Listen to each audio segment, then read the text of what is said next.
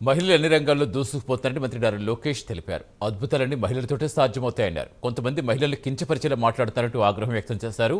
సొంత చెల్లితో రాఖీ కట్టించుకొని అన్న మహిళల గురించి మాట్లాడతారంటూ జగన్ పై మండిపడ్డారు. మహిళలపై అనుచిత వ్యాఖ్యలు చేస్తే తోలు తీస్తామని హెచ్చరించారు. ఒక విషయం కోరాలనుకుంటున్నా. సినిమాల్లో వెబ్ సిరీస్ లో మహిళల్ని కించపరిచే విధంగా డైలాగ్స్ వస్తే అవి తీసే వరకు ఆ సినిమాలు వెబ్ సిరీస్ రిలీజ్ అవ్వకూడదని ఒక ప్రత్యేక చట్టం తీసుకురావాలని ఈ సభాముఖంగా పెద్దల్ని నేను కోరుతున్నా.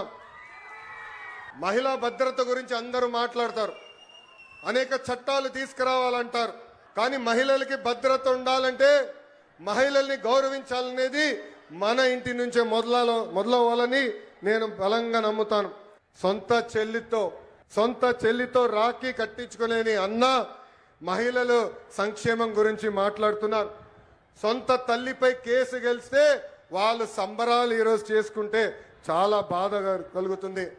అందుకే వాళ్ళందరూ ఒకటే చెప్తున్నా, ముందల మీ ఇంట్లో ఉన్న అక్క చెల్లెలు పెద్దమ్మ చిన్నమ్మ అదేవిధంగా తల్లికి న్యాయం చేసిన తర్వాతనే మా గురించి మాట్లాడాలని హెచ్చరిస్తున్నా.